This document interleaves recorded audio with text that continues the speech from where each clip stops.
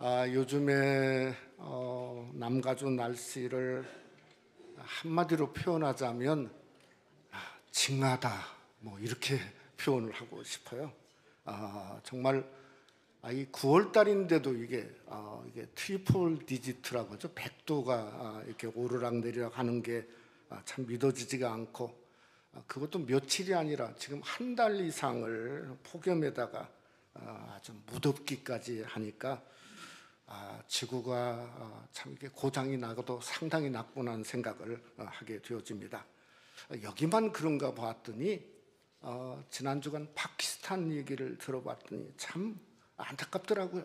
엄청난 홍수로 국토의 3분의 1이 물에 잠겼다. 이게 믿어지지가 않죠.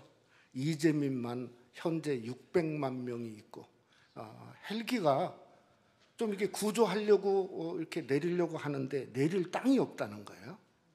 참 그러니 지구가 어떤 티핑 포인트를, 어떤 회복의 한계를 넘어선 것 같다 하는 생각을 하게 되어집니다. 창세기 20장에 들어와서 아브라함의 믿음을 보면 사실은 흔들릴 이유가 없어 보이는데, 이 아브라함의 믿음이 어떤 믿음의 정도가 있지 않습니까? 정도, 정한 길을 걸어가는 한계를 넘어선 것처럼 보입니다. 창세기 18장에 그의 믿음을 보았죠. 정말 소돔성을 멸망하러 가는데 6번이나 하나님을 막지 않습니까?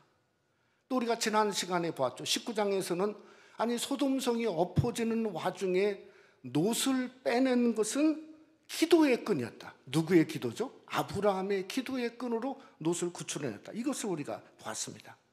근데 20장에 와서 뜬금없이 흔들렸어요. 제가 왜 이렇게 막 흥분을 막 하려고 하냐면요. 사라가 아이를 임신했을 확률이 99.9%가 지금 창세기 20장이에요. 그것도 나이가 90세가 되었단 말이에요. 그러니 흥분하지 않을 수가 있습니까? 이게 본문을 보면 아비멜레라는 왕이 참 나쁜 왕인가 이렇게 생각해 볼 수 있지만은, 그러나 사라의 미모를 보고 사라를 데려간 게 아닙니다. 이 본문에 아름답다는 말이 없어요. 성경에 12장은 심히 아름답다고 하는데 여기는 그런 말이 없어요. 그러니까 미모보다는 아마 그 식솔들이 한 1000여 명, 400만 318명이니 한 1000여 명 됐는데, 그 1000여 명이 이동을 했는데 결혼하지 않은 누이가 있다 그러니까 마치 예전에 마치 볼모같이 어떤 정략 결혼의 형태로 데려가지 않았나, 이게 더 훨씬 성경적인 해석 같다는 생각을 합니다. 더군다나 이 아비멜렉이 4절에 하나님 앞에 이렇게 항거하지 않습니까? 아니 의로운 백성을 멸하는 하나님도 있습니까? 그러니까 자기가 의롭다는 거예요. 또 5절에 보면 나는 온전한 마음과 깨끗한 손으로 이렇게 하였나이다. 성경을 이렇게 열고 보면 이방 왕 중에 오늘 창세기 20장의 아비멜렉처럼 선한 왕은 없다, 이렇게 생각할 수 있다는 거예요. 오늘 이 자기 아내를 누이라고 부른 사건은 이게 처음이 아니었죠. 우리가 잘 아는 대로 창세기 12장에 보면, 그러니까 한 25년 전이죠. 그저 애굽에 내려가는 길에 그 자기 아내를 누이라고 속였다가 바로에게 아내를 완전히 뺏기고 겨우 하나님의 은혜로 빠져나온 그러한 전과가 분명히 있는 거예요. 25년 전 후에도 지금도 치명적이에요. 똑같이 사례를 자기 누이라 한 사건으로 어떤 일이 일어날 뻔 알았죠? 하나님이 백세의 약속의 씨, 그러니까 로마서 9장의 말씀처럼 믿음의 씨가 사라질 뻔 날은 어쩌면 엄청난 사건이 될 수도 있는 일을 이게 아브라함이 하게 된 겁니다. 저는 그래서 이 창세기 10장의 아브라함을 이 콤플렉스라고 생각합니다. 시스터 콤플렉스. 처음 들어봤죠? 제가 지어놓은 얘기입니다. 그냥 세라 콤플렉스 뭐 이렇게 부르고 싶습니다. 왜 콤플렉스라고 부르고 싶냐면, 다른 건 진짜 완벽해요. 아니 18장의 섬김을 보세요. 그 오수 시간에 송아지를 잡고 세스아를 갖다가 그저 아내를 깨워가지고 대접한 그 섬김, 기도, 열정, 그 가정도 참 이렇게 귀하지 않습니까? 믿음은 이건 뭐 누구를 따라올 수가 없죠. 아브라함을 따라올 수가 없습니다. 그러면 아브라함은 이 왕 앞에만 가면 콤플렉스가 빠지는가? 그렇지도 않습니다. 창세기 14장에 보면 사병 318명을 데리고 북방 왕들을 저 북쪽까지 가서 정복했습니다. 돌아오는 길에 왕국에서 소돔 왕이 마중 나왔어요. 그래서 소돔 왕한테 아주 담대하게 말하죠. 나는 당신의 들매끈 하나라도 당신 것은 가지지 아니하겠다. 그러니까 왕 앞에서 이게 무슨 강박관념을 빠지는 그런 사람은 아니었다는 거죠. 그러니까 이게 콤플렉스가 터지는 장소가 있어요. 이게 어디냐면 애굽이에요. 애굽. 정확한 표현은 애굽이 아니고 애굽 가까이 가는 거예요. 창세기 12장에 보면 아브라함이 애굽 가까이에 이르렀을 때 이렇게 말해요. 그러니까 애굽도 아니에요. 가까이 이르러면 갑자기 아내를 향해서 뭐라고 하냐면 그대는 아름다운 여인이라. 사람들이 나는 죽이고 그대는 살리리니 그저 나의 누이라 하자. 그러니까 시스터 콤플렉스가 거기서 나오는 거예요. 오늘도 가나안에서 갑자기 남방으로 이사했는데 성경은 그 지역을 그랄이라고 그랬어요. 그랄이 어딘가 봤더니 이게 다리만 하나 넘어가면 애굽이에요. 그러니까 이게 국경도시란 말이에요. 그러니까 그 가까운 국경도시에 애굽 가까이 갔을 때 사건이 또 터진 거예요. 여러분, 우리도 신앙생활을 나름대로 잘하면서 여기까지 왔지 않습니까? 그런데 많은 경우에 무너지는 어떤 꼭지점이 있어요. 꼭지점. 거기만 가면 그저 많은 성도들이 거기서 넘어지는 거예요. 그러니까 육적인 성향이죠. 때로는 돈에 넘어지고 여자에 넘어지고 뭐 세상에 우리가 여러분은 육적인 성향을 너무 잘 알지 않습니까? 그러니까 거기에 넘어지는 어떤 약함과 약점이 있는 거죠. 그래서 고린도 10장 12절 말씀에 보면 그런즉 선줄로 생각하는 자는 넘어질까 조심하라. 왜 조심해야 되냐면 넘어지면 일어날 것 같은데 일어나지를 못하는 거예요. 오늘 또 아브라함이 일어날 것 같은데 하나님을 6번이나 막은 아브라함인데 스스로 일어날 수가 없는 거예요. 세상이 그냥 놔두지를 않는 거예요. 어떻게 일어났죠? 하나님의 은혜로 개입으로 일어났어요. 그랬더니 일어나가지고 뭐가 되었죠? 그는 선지자라. 그랄 땅에 완전히 생산이 막혀있는 그랄 땅을 치료하는 기도자요, 그걸 살리는 하나님의 사람으로 일어난 모습을 이 창세기 20장에 기록하고 있다는 거죠. 그래서 저는 믿음을 다시 한번 정의해 보고 싶어요. 왜냐하면 믿음은 뭘까? 이 믿음은 크건 작건 간에 하나님의 은혜를 담는 그릇이 믿음이라고 이렇게 생각이 되어집니다. 여러분, 우리도 정말 인생을 살면서 육을 가지고 사는 인생에 얼마나 약함이 많습니까? 그런데 우리가 믿음이 크건 적건 간에 일어날 수 있습니다. 왜냐하면 그 크건 적건 간에 그 속에 하나님의 말씀을 담을 수 있고 하나님의 은혜를 담을 수 있는 줄 믿으시기를 주님의 이름으로 축원합니다. 그러니까 그 은혜를 담고 아브라함이 일어난 것처럼 우리가 일어나는 거죠. 오늘 또 말씀을 함께 상고하면서 진짜 우리의 약함을 오늘 또 담당하실 뿐만 아니라 그것을 웃음으로 이삭으로 바꾸시는 그 놀라우신 하나님을 오늘 또 말씀을 상고하는 저와 여러분이 함께 경험하는 귀한 은혜가 함께 하시기를 주님의 이름으로 축원합니다. 첫째로 믿음의 길에는 약함이라고 하는 것도 존재합니다. 그러니까 미국의 노후 정책보다도 훨씬 더 좋은 나라가 우리 한국의 일본이란 나라의 노후 정책이 굉장히 참 이렇게 빼어나게 좋다고 합니다. 근데 요즘에 일본이 황혼 이혼 때문에 나라가 골머리를 앓고 있는 모양이에요. 특별히 2022년도에 와가지고 이게 그냥 황혼 이혼이 급반등을 했는데 20년 살다가 황혼 이혼한 사람의 숫자가 여자만 6만 명이니까 합치면 12만 명이에요. 그게 21.5%라고 합니다. 근데 대부분이 다 남자가 황혼 이혼한다고 요구한 적은 적고 신문에 보니까 여자 쪽이 요구를 했다는 거예요. 근데 그 이유가 뭐냐면 일본이 작년에 법을 개정했답니다. 무슨 법이냐면요, 20년 동안 함께 살았으면 그리고 이혼을 하게 되면 20년 후에 남자가 받아야 될 연금을 반절을 그저 이혼할 요구한 여자 쪽에서 가져올 수 있대요. 남자는 순식간에 반쪽을 받는 거죠. 그러니 그것 때문에 이게 그냥 6만 명이나 되어지는 막 여자들이 난리를 이렇게 일본에서 치고 있다는 거예요.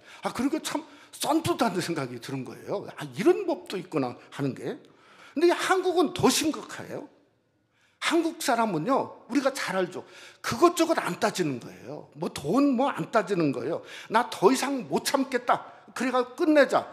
그게 몇 퍼센트냐면요, 28.7%랍니다. 그러니까 더 심각한 거죠. 제가 왜 이런 얘기를 하냐면, 오늘 이 사라가 이 정도 됐으면 그저 도저히 나 정말 못 살겠다. 그래가지고 뭐 스트라이크를 하든지 난리를 폈을 것 같아요. 근데 오늘 20장과 창세기 12장의 사건을 보면 이게 좀 창세기 12장과는 좀 다르다고 생각이 들어져요. 왜냐하면 창세기 12장은 애국 가까이 갔을 때 남편이 하자는 대로 그저 했습니다. 아무 말이 없었어요. 사라는 아무런 얘기가 없었어요. 근데 오늘은 이 아비멜렉 왕이 하나님께 이렇게 말합니다. 뭐라고 말하냐면 5절 말씀에 보면 그 여인도 그를 내 오라비라 하였사오니, 그 사라에게 물어본 거예요. 왕이 어떻게 물어봤냐면, 너 진짜 이게 저기 오라비냐 오빠냐? 그랬더니 오빠가 이렇게 불렀던 모양이에요. 저는 집사람한테 오빠란 얘기는 한 번도 안 듣고요, 아빠는 괜히 들어봤는데 오빠는 들어본 적이 없어요. 참 그런데 그러니까 왕이 속은 거죠. 근데 참 이거 무엇을 다르냐면요, 허물을 아는 거예요. 남편의 허물을 아는 거예요. 어떤 콤플렉스를 아는 거예요. 그래도 여인이 품어주는 거죠. 여러분 무엇이 생각납니까? 베드로전서 4장 8절 말씀이 생각나죠.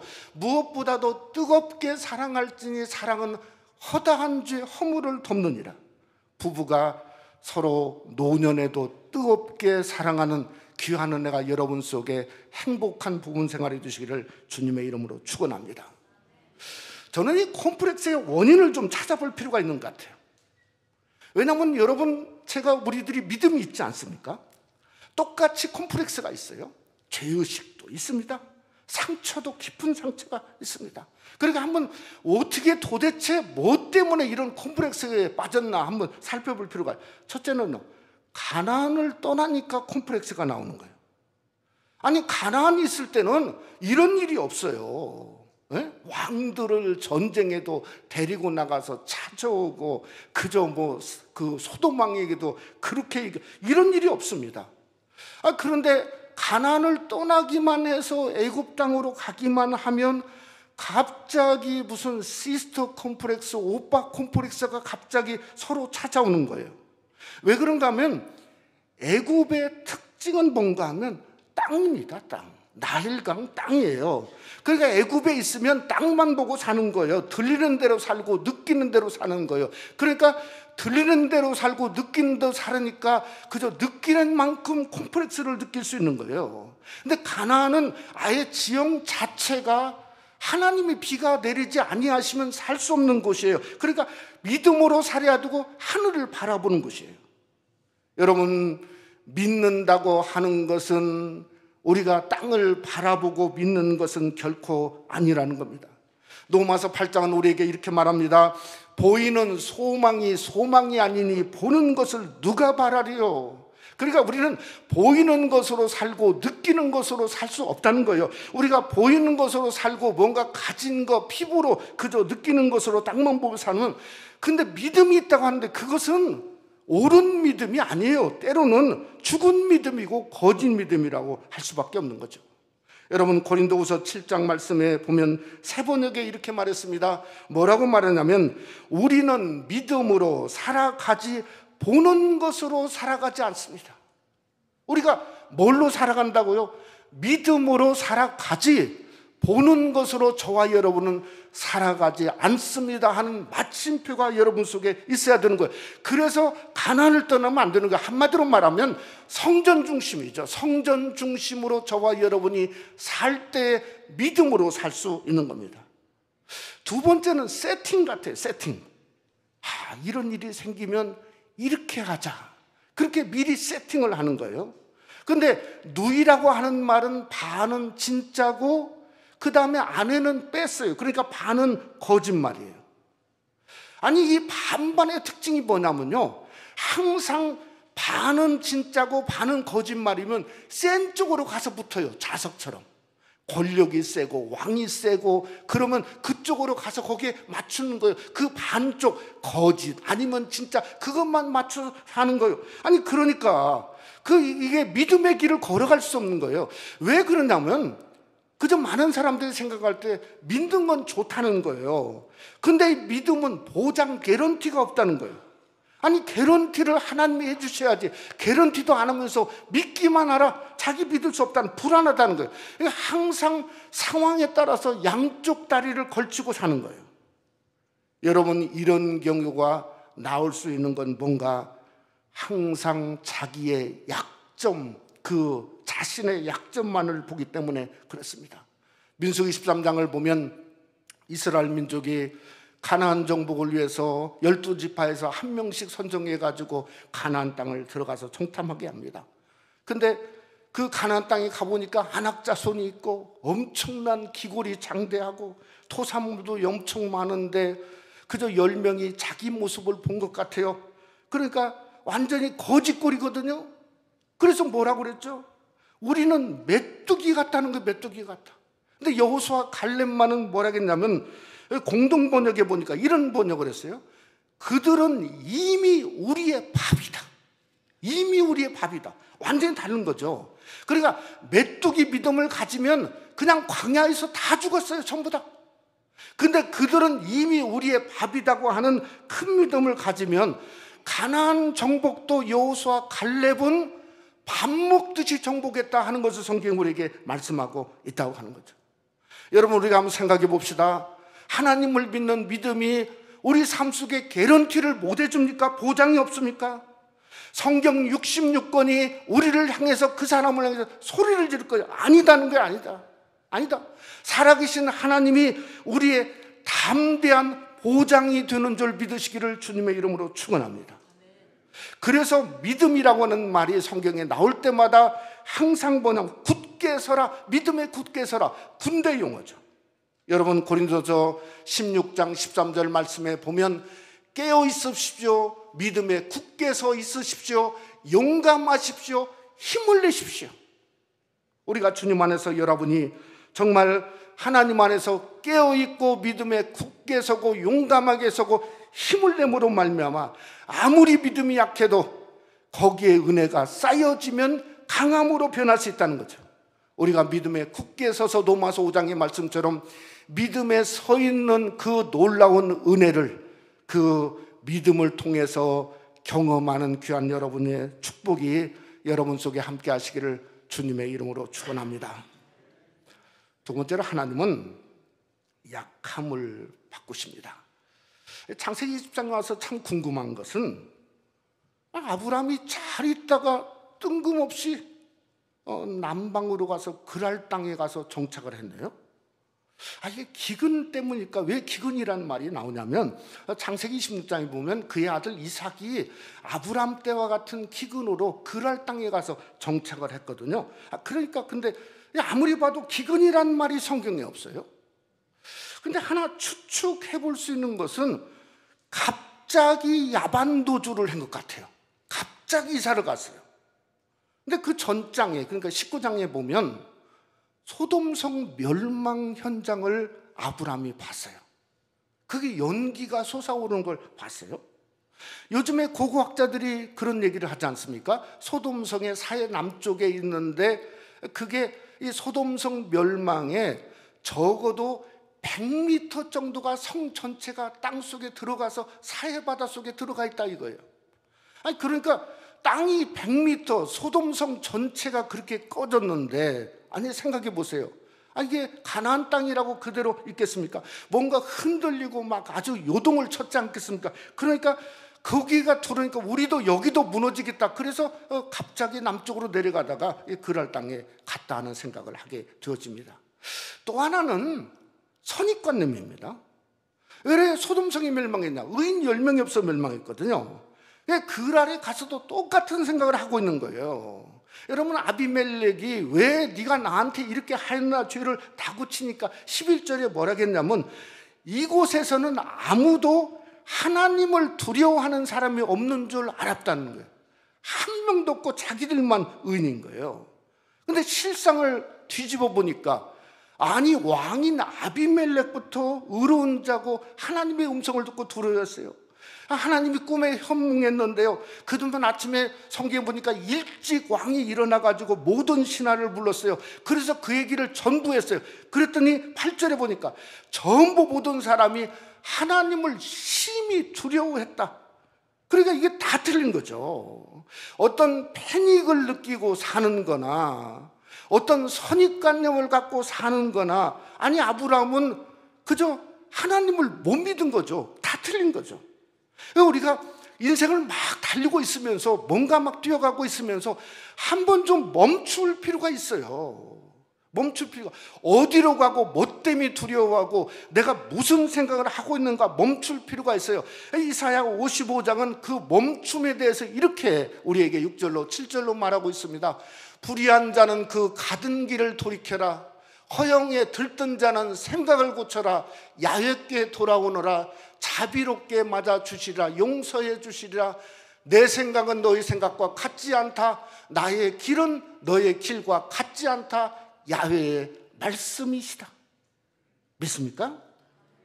아니 하나님께서 그저 우리를 붙드시고 하나님의 생각이 뭔가 하는 것을 알아나는 게, 그게 신앙의 길이지 막 달린다고 이게 제대로 인생을 걷는 길이 아니란 말이에요. 여러분, 얼마나 다를까 한번 볼까요? 얼마나 다를까? 우리는 여기서 아브라함이 그저 시스터 콤플렉스를 가지고 그게 죄인가 아닌가, 이 죄가 있네 없네, 아니 그걸 따집니다. 그런데 하나님은 그걸 따지지 않았습니다. 7절에 보니까 뭐라겠냐면, 아비멜렉 왕에게 이 아브라함에 대한 새로운 직책을 주세요. 뭐라고 하죠? 그는 선지자라는 거예요. 선지자. 아니 선지자는 도망가고 두려워서 떠는 사람이 아니고 하나님의 뜻을 말하는 사람이고, 하나님과 인간 사이의 중재자, 하나님이 살아는 거예요. 아니 그러니 진짜 다르지 않습니까? 우리가 죄인입니다. 말할 수 없는 죄입니다. 하나님은 그런데 우리를 righteousman, 의인 삼아주셨습니다. 그것뿐만 아니라 하나님의 아들과 딸로 삼아주신 거죠. 그러니까 이건 바꿔주시는데, 하나님이 바꿔주는 건 차원이 달라요. 엄청 차원이 다르지 않습니까? 또 하나는, 두 번째는요, 아비멜렉이 잘못이 없으면 그냥 백업하는 거예요. 아이들 못 낳고 생산이 중단되고 하는데 너 용서해 줄 테니까 너 그러지 않으면 그냥 다 낫게 한다. 아니 그냥 하나님이 원위치 그냥 이렇게 해서 원위치 하면 끝나는 거예요. 하나님이. 아니 그런데 갑자기 누구를 끌어들이냐면 아브라함을 거기에 끌어들이네요. 7절에 보니까 그가 너를 위하여 기도하게 하라. 그래야 너뿐만 아니라 이 고을에 있는 모든 사람이 살 수 있다. 그러니까 아브라함이 갑자기 어디 한쪽에 구서 있다가 불려나갑니다. 기도하는 기도의 사람으로 불려나가는 거예요. 하나님이 사용하시는 거예요. 그 다음에 그랄 전체가 아브라함의 기도로 말미암아 생산이 일어나고 다시 살아나게 되니, 아니 하나님이 아브라함을 그랄 지역에 엄청나게 높은 사람으로 높여주신 거예요. 여러분, 그래서 사도 바울은 자신에 대해서 이렇게 이야기를 했습니다. 고린도서 5장 15장 10절 말씀에 보면, 그러나 내가 나된 것은 하나님의 은혜로 된 것이니 내게 주신 그의 은혜가 헛되지 아니하여 내가 모든 사도보다 더 많이 수고하였으나, 우리 한번 다 같이 하죠. 내가 한 것이 아니요 오직 나와 함께 하신 하나님의 은혜로다. 아니, 이렇게 바꿔주시는 거예요. 그러니까 우리의 삶이 은혜로 사는 거예요. 은혜로 온 거예요. 은혜로 하나님이 여러분을 높여주시는 거예요. 아니, 이것을 우리가 믿고 이렇게 바꿔주시는 하나님이 위대한 하나님이지 않습니까? 오늘 성경에 보니까, 아니, 아비멜렉이 완전히 그냥 아브라함에게 뿅 갔어요. 그래서 다 줬어요. 사라에게요, 은 1000개를 줬어요. 은 1000개. 은 1000개. 아니, 은 조금만 있어도 난리인데 1000개. 땅도 주고 살 집도 줬어요. 진짜 놀라운 건 뭔지 아세요? 그 그랄 땅에서 이삭이 태어났어요. 이삭. 그랄 땅에서 태어났어요. 아니, 그런데 이삭이 이름이 웃음이잖아요. 아니, 이름만 웃음인가요? 남편도 웃고 아내도 웃고 부부가 함께 웃고 가정이 웃고 그랄 전체 아비멜렉이 웃고, 그 다음에 그랄 땅에 생산이 일어나니까 그 웃음, 그것을 통해서 이삭이 이 땅에 나왔다는 거예요. 그래, 우리는 하나님께 맡겨야 되는 거예요. 하나님은 지금도 약함을 강함으로 바꾸시는 하나님이세요. 우리가 슬픈 인생을 살고 있어요. 근데 하나님은 이삭이 웃음이에요. 웃음으로 바꾸세요. 우리가 실패할 수 있어요. 넘어질 수 있어요. 콤플렉스에 빠질 수 있어요. 그러나 일어나서 성공으로 바꾸고 기도자로 바꾸고 웃음으로 바꾸는 그 하나님만 찬양하는 귀한 은혜가 여러분 속에 함께 하시기를 주님의 이름으로 축원합니다. 말씀을 맺고자 합니다. 이달 마지막 주일이 우리 교회 13주년을 맞이하게 되어집니다. 13년이 벌써 지난 꿈 같은 참 시간이 지나고 있는데요. 제가 13주년에 가장 복 많이 받은, 그러니까 통합을 하고 복 많이 받은 사람을 한 명을 꼽았는데요. 누굴까 보았더니 그게 누구냐면요, 저희 집 둘째 아들이에요. 둘째 아들. 진짜 복 많이 받았어요. 왜냐하면 교회 통합함으로 거기서 여자친구를 만났어요. 13년 동안 그저 축장 서로 그냥 이렇게 잘 지금까지 사귀고 나서 다음 달에 결혼을 드디어 앞두고 있어요. 그러니 진짜 복 받은 거죠. 제가 6개월 전에 저를 찾아왔어요. 그래서 이제 아빠 워시핑 예배를 해야 되는데 누구한테 이 얘기를 하는 것 같아요. 그래서 저는 막 가슴이 떨리더라고요. 왜냐하면 저보고 예배를 맡길 줄 알고 제가 주례를 나보고 하는 줄 알고 그랬더니 그게 아니에요. 그게 아니에요. 누구냐고 그랬더니 헨리 전도사님이래요. 헨리 전사님. 그래서 헨리는 우리 중고등부 전사님인데 싱글이잖아요. 결혼을 안 했어요. 근데 결혼도 안 했는데 어떻게 이게 결혼식에 주례를 설까? 그래서 했더니 뭐라고 하냐면 저한테 이렇게 얘기해요.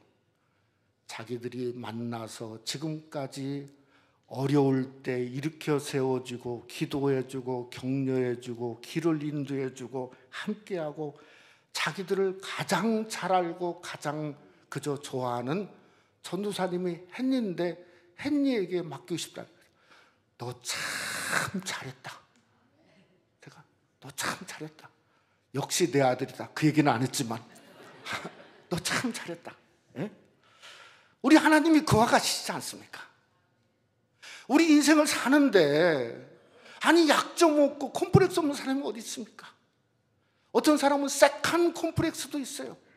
1등 가야 되는데 2등 가는 이 세컨 콤플렉스, 그것도 엄청 콤플렉스예요. 예? 근데 아무리 그런다 할지라도 하나님은 찾아와서 성령으로 위로해 주시고 함께 하시고 보혜사의 역사로 함께 하시고 그것뿐만 아니라 더 좋은 것으로 바꿔주시고 이 땅의 것이 전부가 아닌 저 하나님의 나라를 우리에게 유업으로 줬지 않습니까? 그래서 히브리서 4장 15절 말씀에 이런 말을 하죠. 우리에게 있는 대제사장은 우리의 연약함을 동정하지 못하실 리가 아니요 모든 일에 우리와 똑같이 시험을 받으신 이로되 죄는 없으시니라. 여러분, 주님 한 분만이 우리를 위로하는 위로자이십니다. 주님은 우리가 연약할 때 그 약함을 바꾸십니다. 일어나게 하십니다. 또 지금도 이렇게 세우십니다. 여러분 아무리 모양이 있더라 이렇게 세우셔서 우리에게 이삭을 낳을 수 있도록 웃게 만드시는 하나님, 그게 바로 우리의 하나님이고 저와 여러분의 하나님이고 새 생명의 우리 교회의 하나님이 되시기를 주님의 이름으로 축원합니다. 우리 한번 기도하겠습니다.